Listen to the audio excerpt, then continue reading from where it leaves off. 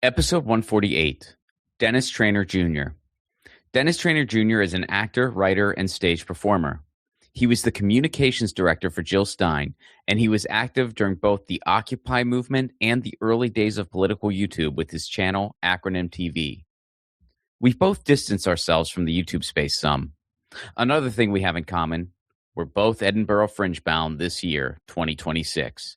Please welcome to the show, Dennis Trainor Jr. What's up, everybody? Got some cool happenings. First of all, for everyone in Southern California, on July 25th, we are having an actual anti-fascist pasta night that features music, comedy, and, yes, actual pasta. July 25th is a day to celebrate the fall of fascism and the fall of Mussolini. So we're having an awesome party at Boliote in San Pedro. Graham Elwood's going to be there. I'm going to be there. Drennan Davis is going to be there. Andrew Saxon is doing music. Body Politic Media is going to be there. Jake Flores is going to be there. Laura House, Dana Jacques, Acai Reyes, Body Politic Media. It's going to be a pretty incredible event, and it's all happening in San Pedro. If you want to attend, it's a house show, so email me, and I'll get you the information. All right. Also, Left at Wall. We got a little fun contest going on with Left at Wall. On Instagram, there is Left at Wall trivia. So you can watch Left at Wall, YouTube free with ads. If you haven't watched it yet, totally free. You can just watch it and then answer some of the questions after. Email your answers to me at romflaconebooking@gmail.com, and you have a chance to win a free t-shirt in the mail. So check that out. You can get the questions over on Instagram, or if you've seen Left at Wall already, you might already know those answers, but you may need to revisit the film. But you can watch it free with ads on YouTube, answer those questions, and then get yourself a t-shirt. Huh? Wins all around. And finally, I will be at Edinburgh for the Edinburgh Fringe Festival, August 6th through 30th. I'll be at the Westport Oracle, 3:45 p.m. I'm part of the Free Fringe, so no tickets are necessary. Just show up. If you need any more information, you can get that on my website, romflacone.com. See you soon, Edinburgh. And looking forward to some of your answers to the Left at Wall questions. All right. Enjoy today's episode. Peace.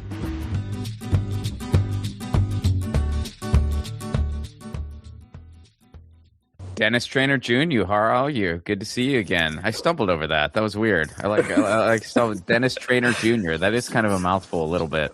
It is. I stumble over. I'm getting old, so I'm stumbling a lot lately. But it's good to see you, Ron. Thank you. Thanks for having me. Thanks for doing this, man. So I always like to start at the very beginning with these. So where are you from? Where'd you grow up? I love to say, because it's true, that I'm from the Bronx, New York. But in truth, I lived there until I was 6 years old. So I just have a couple of little memories, and grew up mostly on Long Island, New York. Strong Island, New York, as we used to say in the 80s. Right. Tongue deep in cheek. Now it's the home to a lot of MAGA trucks and kind of a Republican bastion right at the center of the Communist Republic of Zoran Mondami, right next door. Well, what did it used to be? Like, what was it like when you were growing up there? Yeah, to be fair, I mean, I was a kid and I wasn't really politically aware, but my parents did move to Long Island in what sociology has dubbed the Great White Flight from the crime of New York, the so-called crime of New York in the 70s. So it used to be Irish and Italian and some Puerto Rican, but there was still a lot of red lighting going on. So Irish and Italian and Jewish is about as diverse as most of Long Island got, where I lived anyway. So how did your political awakening start? What was childhood like for Dennis Trainor Jr.? Yeah. My political awakening, I'm not sure if I've actually had one yet. It's an ongoing. It's an ongoing. Yeah, that's fair. My dad was a electrician for the phone company, then called Ma Bell, and then later became a union leader, and he's the vice president of Communication Workers of America. So I grew up, I remember being very young. My father was on strike for 14 months. And so his activism was tied to how he provided for his family. So that was a very big kind of formative, ongoing chapter in my political awakening. In college, so here's a funny. So I don't think I was that politically awake. I was just a goofball in high school and in college, and I was bouncing around in college, and I was at this has a point, I promise. I was at a dance club And the song called Groove is in the Heart came on. And I was doing my best Bobby Brown impersonation, dancing across the floor. And someone jumped over the railing of the dance club thing and blew out my knee. My knee completely blew out. So I had to sit on the couch. Wait, you jumped or someone jumped? No, someone jumped. Like the dance floor was like a sunken living room situation. And someone jumped over the railing and landed on my knee as I was doing God. I blew my knee out. It was an awful knee injury. I had knee surgery. I had to recover. And I sat at home on my parents' couch. And while I sat at home on my parents' couch, two things were happening. The first Twin Peaks was airing on TV, and the first Gulf War was happening on TV.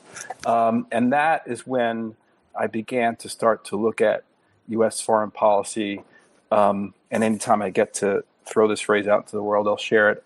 In my view, is a U.S. foreign policy is a blowback-inducing homicidal bull in a cultural, religious, and geopolitical China shop. And I probably started putting that sentence together in the 90s on the couch, recovering, watching Twin Peaks with my mom and the first Gulf War with my mom. And then, I started doing some activism and first I'm doing civil disobedience with ACT UP in the late 80s and early 90s. And, I remember having these little vials of skunk piss because we would do clinic defenses where we would try to stop Operation Rescue from blocking clinics where women were trying to gain access to healthcare and in some cases abortion procedures. And we would sometimes crack these little vials of skunk piss on the ground. And my father snuck into my room and he found these things and he said, what are these drugs? I said, not drugs. And I explained it to him. And then he got all happy and explained, no, you want to use this other military grade skunk piss you get from the hunting store. And that's what we do to hilarious. Scab hotels. And so then, father son skunk piss journey. That's right. Father son skunk piss journey. And then, I drifted into college. I became an actor and a writer, and that was a big part of my life for a while. What got you interested in theater? I was really bad at most everything else, and I really was. I originally went to college to study aeronautical engineering. I was just the first kid coming out of my family on either side to go to college, and my father really didn't see the point in it. And he was a laborer. He made a good living. He owned a house on Long Island by the time he was 26. And he said, you can come work for the phone company. I don't know what you want to go to college for. And I just didn't want to go to work. And I just wanted to keep goofing around. And he made me pick a major. So I picked aeronautical engineering flight training because I think I saw Top Gun at a very impressionable age. And that didn't work out because I sucked at science. I sucked at math. I sucked at calculus. I was really bad at everything. And I just kind of fell into a Shakespeare English class, which didn't take for me in high school, but for whatever reason, was the way this teacher was explaining it or teaching it or the way I got to read it. I just kind of started falling in love with that and then found my way into the theater department and transferred schools and never left. Went to New York after undergrad and then spent a couple of years working in downtown theaters and then did graduate conservatory training out in San Francisco at the American Conservatory Theater.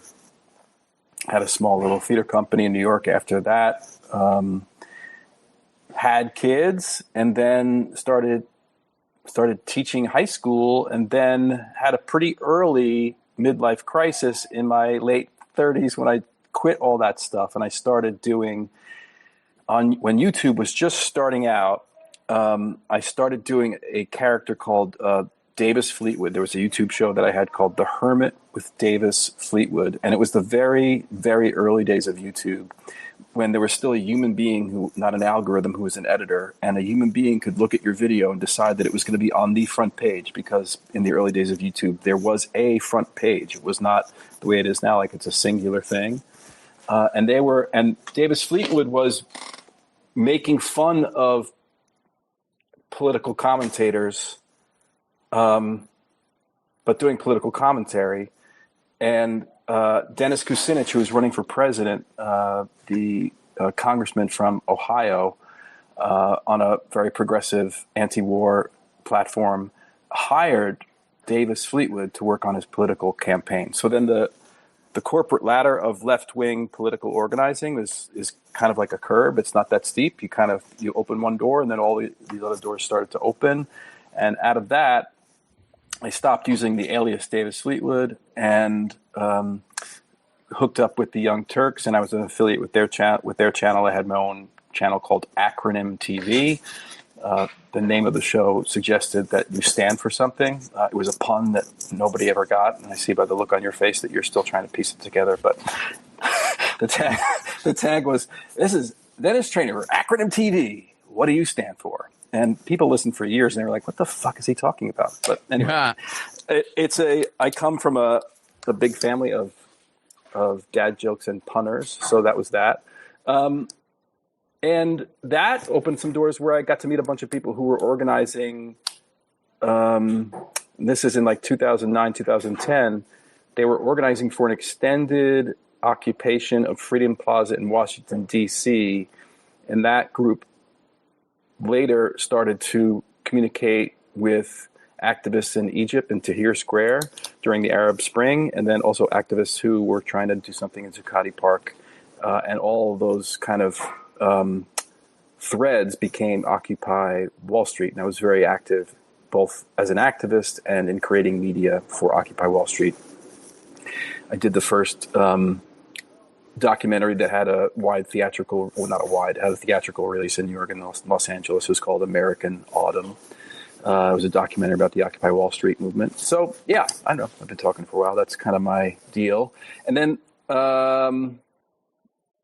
how can I quickly, then later on, so by the time 2014 rolled around, the Young Turks thing was fine, but I wasn't making a living at it anymore. The way YouTube was kind of paying ads, it was hard to make a living on ads with politics anymore, and crowdfunding wasn't working. So Jill Stein, who was running for president in 2016, gave me a call and said, would you like to become our communications director? I'm running for president. And with absolutely no qualifications as a communications director, literally as someone who can't, spot a typo from a mile away, who shouldn't be sending press releases, I was hired. I was the person who was given that job.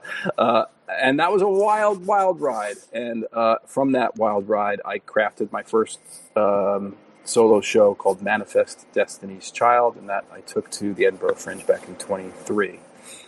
So I guess that's the Cliff Notes short version of my political awakening.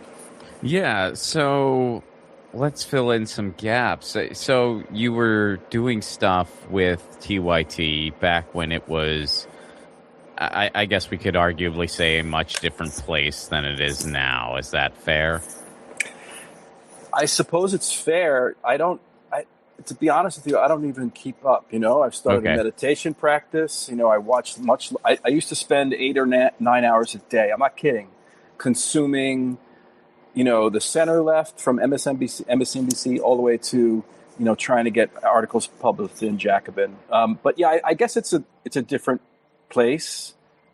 Or Anna and Cenk getting along? I don't know. How different is it, Ron? Well, I mean, look, I don't want this to turn into like some TYT gossip column. That's not what I'm trying to do at all. But it's like the one thing you and I do have in common is we used to dwell more in not even just TYT, but like just that space in general. And both of us have kind of stepped away from it to varying degrees. And so yeah, I was just curious, kind of your take on like how that space has evolved.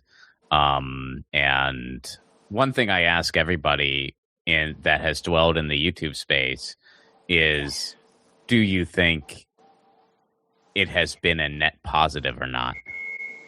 For the world or for me? For the world. I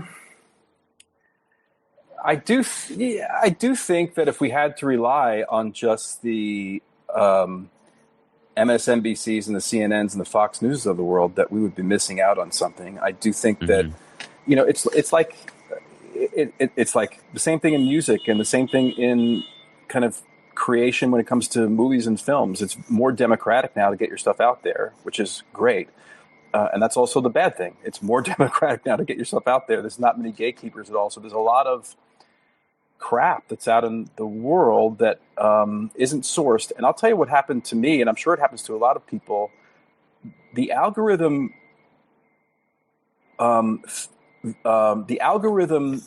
rewards really crappy behavior, and the algorithm rewards fighting, and the algorithm rewards. So I would spend a lot of more time thinking about the title of my video and the thumbnail of my video than actually writing my content. And then, if you do a certain kind of content like you and I have both done, you get all kinds of threats and stuff, and that builds up. That builds up, and that's a real thing. That's a real thing. When I was in Occupy Wall Street, I was recognizable in the streets, and that was sometimes good, and not always good.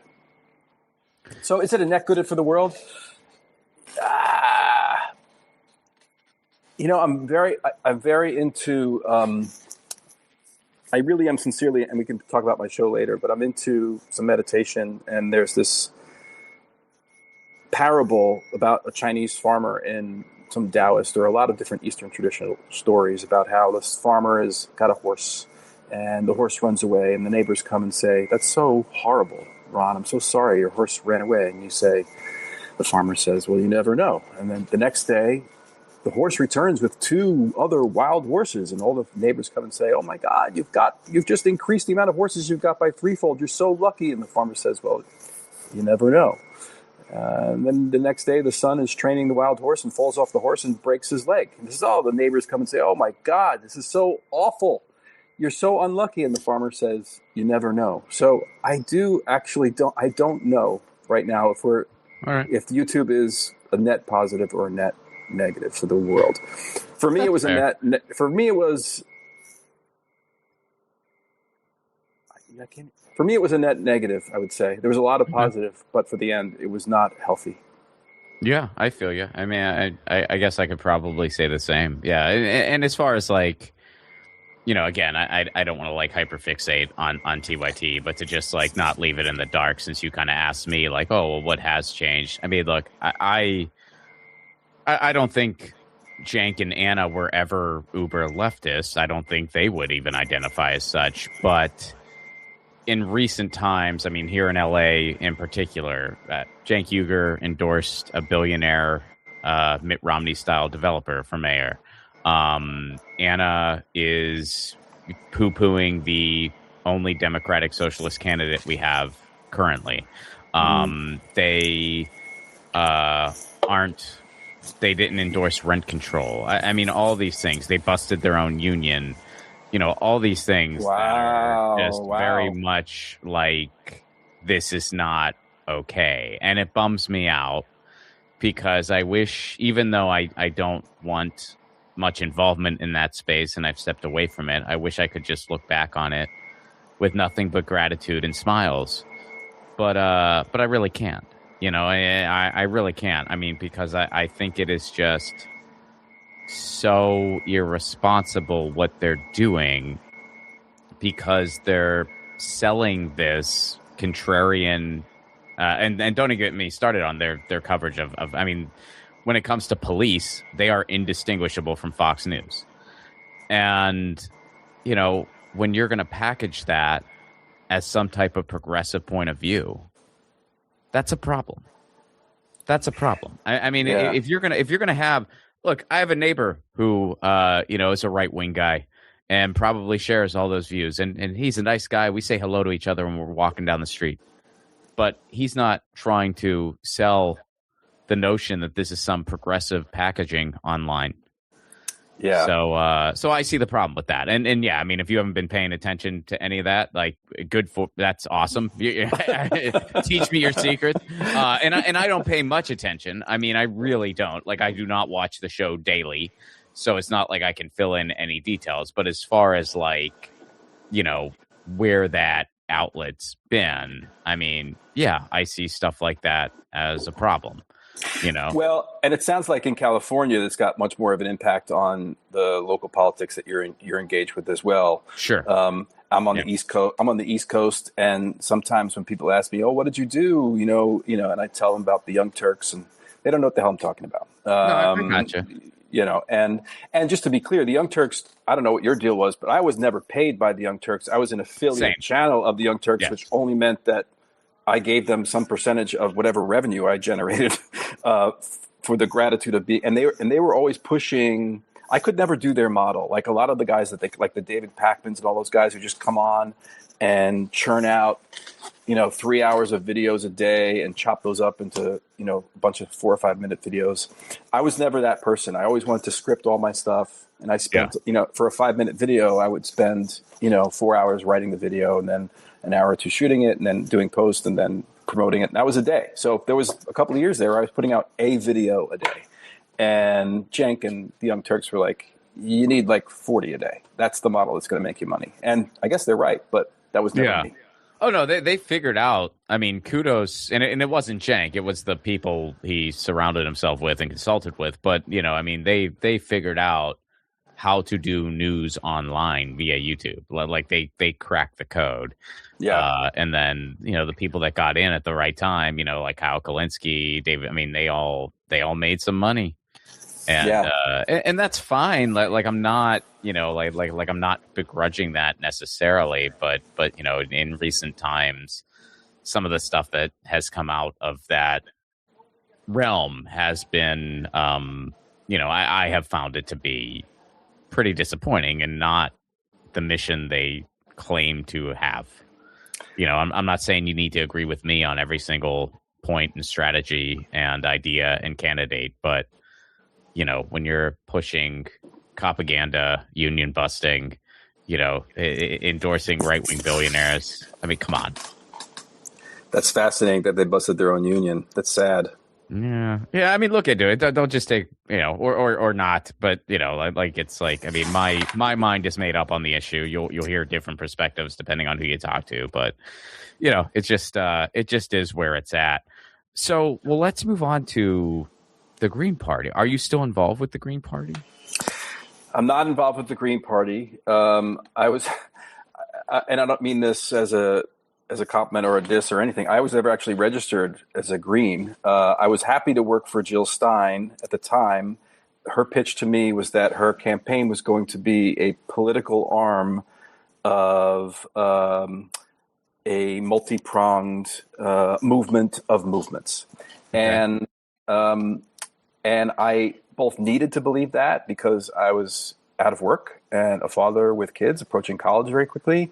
And I wanted to believe it. And look, there's a lot of knocks against the Green Party for being for being less polished or professional. But Jill Stein was running on, her campaign was people, planet, and peace over profit. And that's a pretty, that's 5 words. That's a pretty good guiding principle, I would say. I would, so for anyone who says don't vote for that or tack to the middle, and so that we don't get Trump elected or something like that is an argument that I completely reject. I'm a Gen Xer. I came of age in the age of Ronald Reagan. I've got trickle down trauma. That's my whole life. So economic disparity, the U.S. military involvement across the world, the healthcare crisis, name anything, it's gotten worse in my adult lifetime, in my entire voting lifetime. People keep telling me this is the most important election ever. Don't vote for Jesse Jackson. Don't vote for, Dennis Kucinich. Don't vote for any Jill Steins because we're going to get some awful person elected. So I reject that outright. You can earn my vote. And so no, I'm no longer connected with the Green Party or any particular political party. I'm very inspired by what DSA is being able to do right now as it works. But I guess, my kind of armchair analysis is that while we do, of course, need people working inside the system and trying to get better people elected, that real change in the United States anyway has never come because elected people, in their marbled floored offices have woken up and decided to become good people. There's always been movements that have leveraged and forced them to do what they wanted to do. The 40-hour work week wasn't given to us because elected officials decided they wanted to give it to us. The women's right to vote was not given to women because elected officials decided they wanted to give that to us. The 40-hour work, like these things were civil rights movement. These things were demanded by movements that exist outside the political system and don't endorse or engage necessarily with either political or no, I shouldn't say either. Sorry, with any particular political party. Sure. Yeah. No, I hear you. Absolutely. Well, so what was that experience like for you? I mean, what was it? And I know you have a show about it, so you can touch upon that. And I was not. We were actually. We seem to coincide in Edinburgh. We were both there in 2023, and we're both going to be there in 2026. Which by the time you listen to this, we might be there already. But yeah. And you kind of had a show about that. So yeah, what was the anatomy of your experience with that campaign? It was kind of overwhelming, to be honest with you. I really, in terms of being a communications director, which involves, I guess, creating an editorial calendar and pitching different outlets and trying to decide, what our strategy is going to be. I thought I had a handle on what the job should have been, but one of the problems early on, and I'll just try to be as diplomatic as possible. But one of the problems early on was that Jill kept putting off hiring a campaign manager.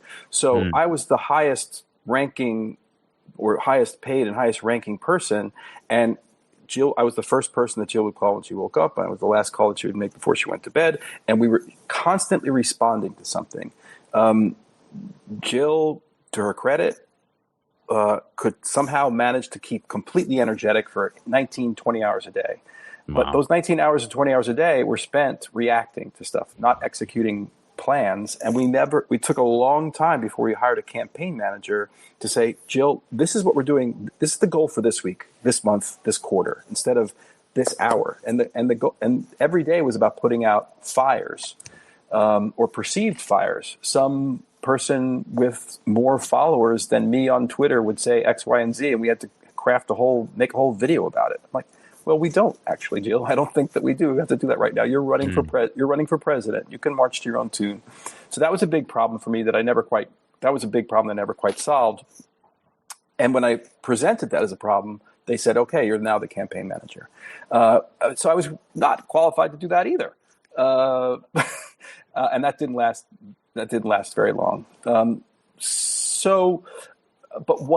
That was the insider baseball difficult part. The inspiring part was going around the country and seeing people feel like they had someone who was spending 19 or 20 hours a day, and in this case it was Jill, pushing forward issues that they felt that no other politician was pushing forward.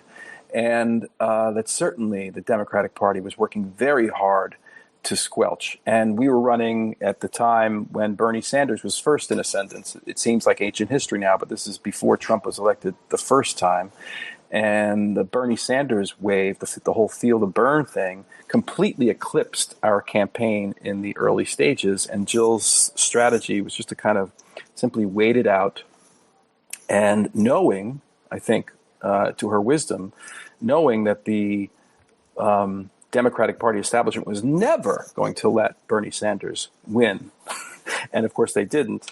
And I was much more of a firebrand, and I had a crazy strategy that I pitched that was a bad idea. So I just want to preface this by saying Jill denying this was very smart of her, but I wanted us all to surround, this is a idea I pitched before the DNC started, before the Democratic National Convention in Philadelphia started. I want us all to surround the Democratic National Convention and have some people inside who would be as plants pretending that they were leaving the Democratic Party. They would, and it would be, the Bernie Sanders leading the Democratic Party, and that we'd have Jill Stein as a doctor there to treat burnout and to treat all these #burn stuff, so that we recruit these people into the campaign. Oh, that's interesting. Writing all these negative op-eds about Bernie Sanders that never got published.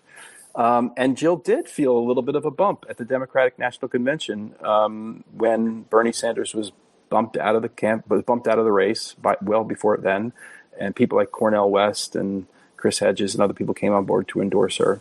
So, it was a mix. It was frustrating on the inside in that we could never, in my view, stay on message or stay on plan, but also thrilling to see that you could at least give voice to so many people out there who wouldn't have voted for anyone if Jill wasn't in the race.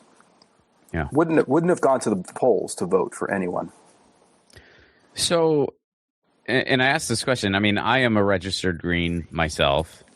If I lived in a different state, I might not be, because it just, I know there are certain states where if you're not registered with one of the two major parties, you don't get a say in almost anything, because everything, even down to your city council, is tied to Republican, Democrat.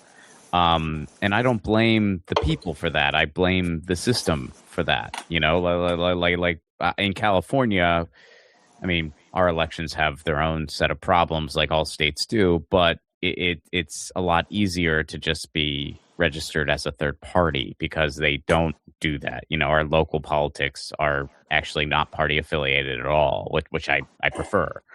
And so how do you think we can make third parties more viable? Like what needs to happen? Ranked choice voting, which is, as you know, a Green Party platform, I think would go a long way to doing that. And I think like anything, you need a dynamic candidate. I think that one of the things that people who hate Trump and just want to vote for a better Democrat sometimes trick themselves into thinking is that Barack Obama's dynamism was met with his kind of left-wing politics. Barack Obama was very centrist, but he was a dynamic. Being nice. But it is being nice. Yeah. Barack Obama was a war criminal, but also a very charming, charismatic, dynamic person who made people believe in hope and change. He did. Mm-hmm. He did. He was a magician like that, just like Trump is a magician for giving voice to people who don't feel like they have a voice inside the system.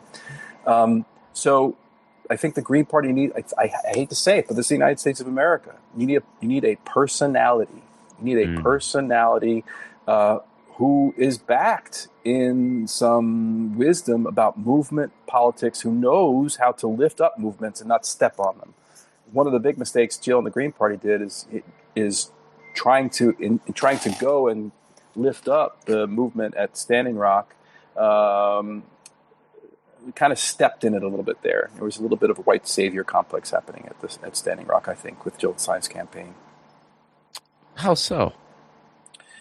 There was a lot of headline grabbing and a lot of going in there and using that stuff to fundraise for her own campaign. And it was just like a helicopter pop in and pop out and photo op. And that protest was a months long, for people who don't remember, was a months long encampment where by the time I got there in December of 2016, right after Trump was elected, but before he took office, the whiteness of the place was overwhelming. And by that, I mean the amount of white allies who were there to quote unquote be allies, but who were, and this is not Jill, but who were kind of treating it like their own little Burning Man and not actually a protest, and treating it as their own little Instagram follower thing was problematic.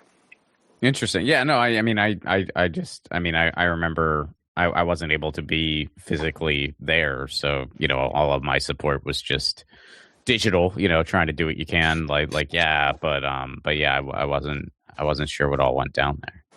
Yeah.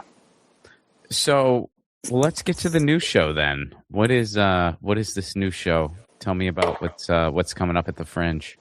Happily. So my new show is called The Tao of Lloyd, and it imagines Lloyd Dobler, who was a character in the film Say Anything, played by John Cusack in 1989. He's now grown up. He's all a little gray, and he's a middle-aged Zen punk dissident who is offering these sort of, kind of guided meditations in the form of a Molotov cocktail that we can throw at the Overton window so that we can stop chanting another world is possible and actually bring into being another world is possible. It takes the earnestness of a teen rom-com, puts it in an old cynical dude like me, mashes it up. And so it actually is an hour-long guided meditation, but for people who have spiritual practices or meditate, you know that you have these thoughts that go in your mind that sometimes called the monkey mind, and we're supposed to just let them go. My show doesn't let them go. My show gives them full voice, and that's the hour. And it's in the same space as I did my first show, at the assembly rooms on George Street. Have you reached out to John Cusack directly about this? Well, not directly. I mean, he's a lefty guy. He is a lefty guy, and just as an actor, I wonder, first of all, how he would feel about this character. He may, I know that I'm, as an actor, just a stage actor in Boston, I wouldn't necessarily want to be known for some role I did when I was 19. So I don't know how he feels about it. I do have some friends from Occupy who then worked with Bernie, and because John Cusack has done some things for both Bernie and for Occupy, have reached out to him, have shown him the podcast, and I'm not sure if he's listened to it, because the show is based on a podcast that I've been doing for a year called the same name, Dow of Lloyd. I do an episode a week, so I know that he's been made aware of it. So in the 6 degrees of separation world, I am 1 degree separated from him, but I have not got any confirmation that he's listened to it, gives a shit about it. I have no idea. Yeah, it'd be interesting to see if he was like, I could picture him being on board. I think he would like the politics for sure. Yeah. And one of the things about the character, the poster is of, if people aren't familiar with that movie, and I think there's just a very thin slice of Generation X who are like, that was a 4-minute movie for them. It's not a brilliant movie or anything. It's a 1980s rom-com, but it's anyway. Oh, it's a classic though. It's a cult classic. So the poster is him holding up that boombox, Yeah. and that's the poster for the show, but it's me, and the character at this age is a little sick of having to use that image to get doors open for him too. So I don't know. So John, I'll splice this up and we'll send it to John, and maybe he'll come to Edinburgh and check it out. What do you think, as somebody who's been in the theater for a long time, do you think there's kind of a resurgence going on in the theater world right now? No, I think theaters. There's a resurgence for me, and that's where my focus has been the last decade. And I let it go when I was doing all that Young Turk stuff. But I'll tell you something. For me, it's a much more powerful experience to be in a room with 100 people breathing the same air and having the same experience than having a YouTube video that gets 1 million or 5 million hits. I've had both those experiences, and the live experience, being in a room with somebody else, is much more valuable to me. So in terms of the quality versus quantity, no doubt about it. Even now that I have a podcast, I still have that old YouTube channel, and I haven't really posted videos on that channel since like 2014, and it's still got like 40,000 subscribers or something like that. And occasionally I'll post like a Dow of Lloyd video on there, and that is like probably all dead accounts by this point. But no, I couldn't. Is there a resurgence? No, in terms of those two different things, the YouTube and the theater, I'm much more interested in theater. I don't know. Is there a resurgence in theater? The theaters that I know of are having a really hard time since COVID. People are not coming back in the numbers that they did before. Theaters are reducing the amount of shows that they're able to produce per season. The theater, like most industries, had an awakening and a kind of a reckoning in the George Floyd summer.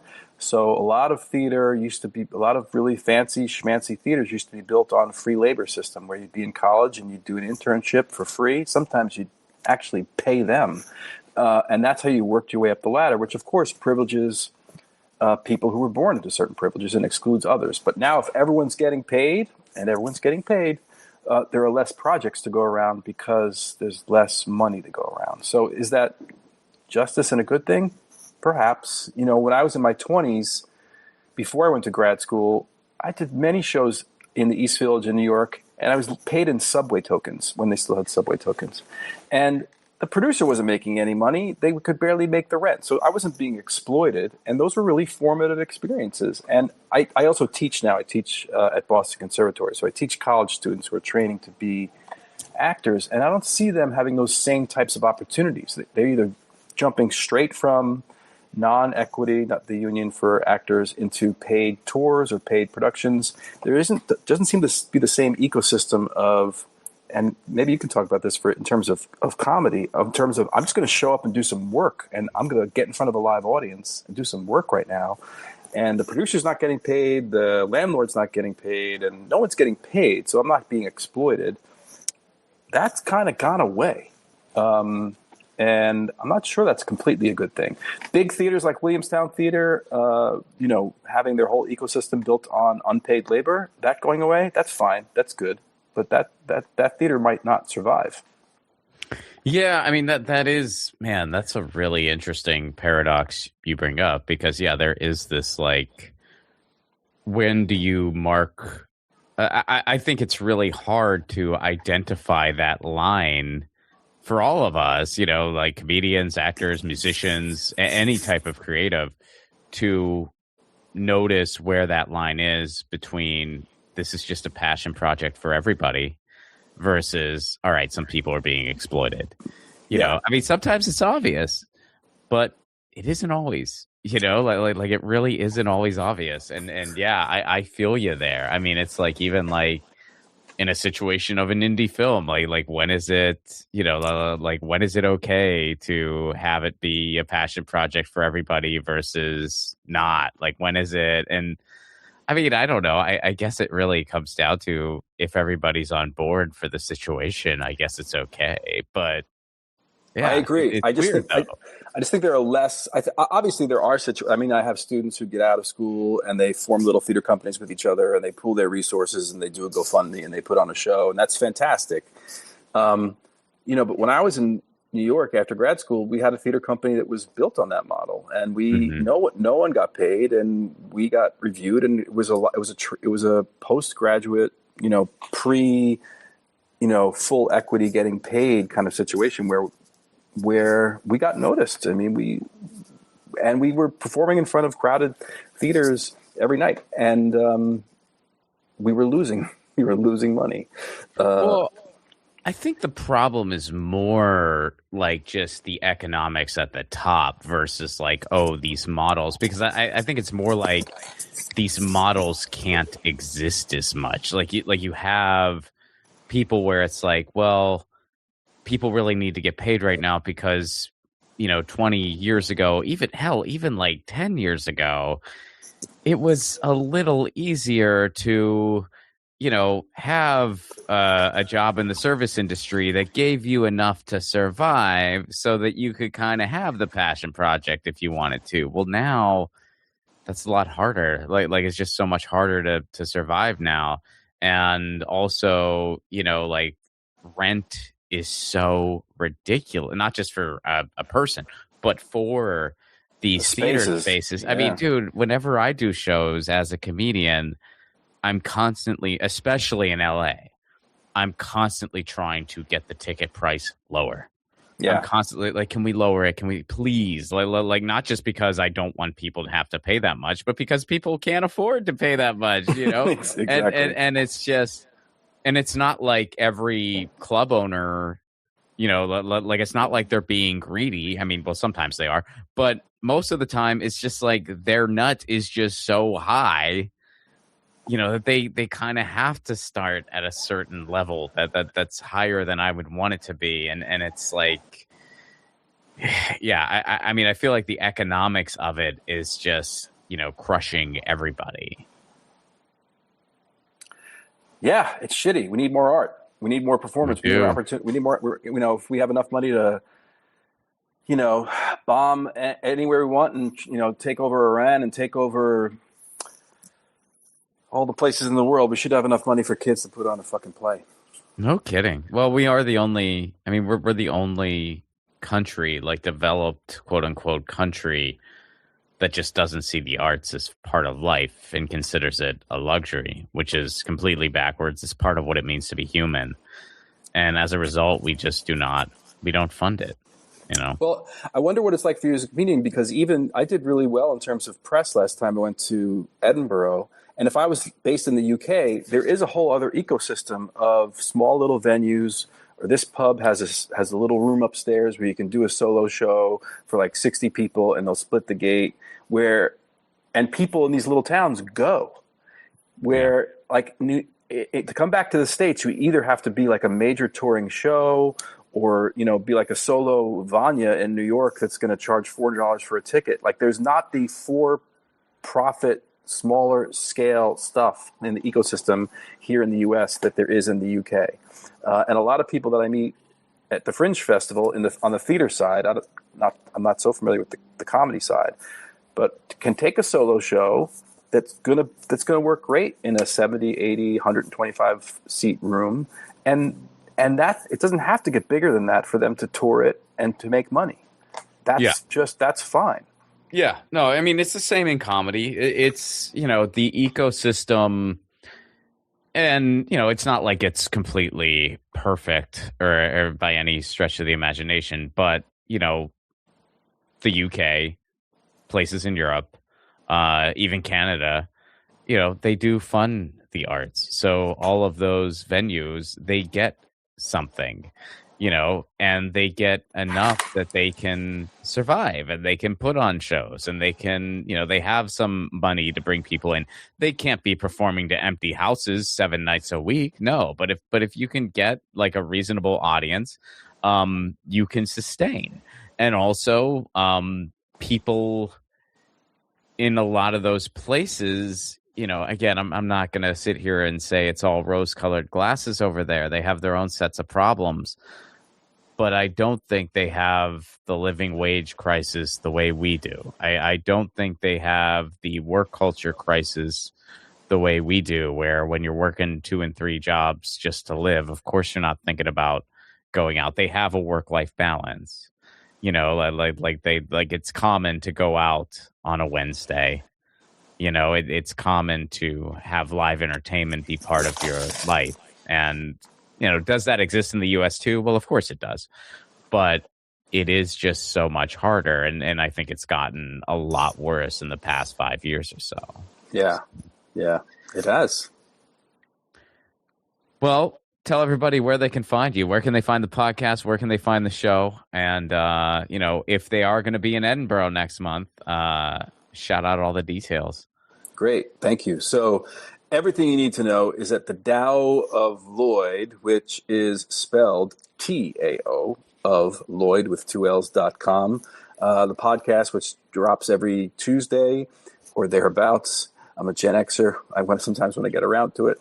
And then all the details for the Edinburgh Fringe show, or depending on when this drops, a couple of previews that I have in London and one preview at the Bedford Festival. And then August 6th through the 30th, every day at 12:25 at Assembly Front Rooms on George Street. Dennis, thanks so much for doing this. Ron, it was great to catch up with you. I'll see you in Scotland. That was Dennis Trainor Jr. Check out all of his stuff. Check him out in Edinburgh. You know what? You can actually go to my show and his show on the same day. You can catch both shows in one day. You should do that and have it be a U.S. coast to coast, because he's based in Massachusetts and I'm in California. So, yeah, do that. Check out all of Dennis's stuff. Music for the 1000 Podcast is provided by Andrew Sexton. Be sure to check out his podcast about Baywatching Podcast wherever you get your podcasts. Please do leave us a 5-star review. Make sure you're subscribed, especially if you get this show on YouTube, because they unsubscribe people all the time. And, tell your friends. You know how it goes. If you want to support this show on the sustainability end, you can do so over at patreon.com/Rob Placone. For a gift you can love, you get all kinds of cool stuff. I am doing workshop shows of anti-fascist pasta night. So if you're not going to be in Edinburgh and you want to catch anti-fascist pasta night, become a patron. That's a really cool thing we got going on. We got a good community over there. We do Zoom shows regularly. You get insider information to upcoming shows and events. Full stand-up clips not available anywhere else. You get the 1,000 episodes before they're released to the public, and that's all for a Give What You Can level. All right. We are really close to that 150 mark. 2 away. 2 away, y'all. Keep on trucking. Is that? Wait, I was thinking Space Truckin' by Deep Purple. I think that's a different classic rock song that I just, but I'm drawing a blank to what it is. Anyway, we will catch you next week. Peace.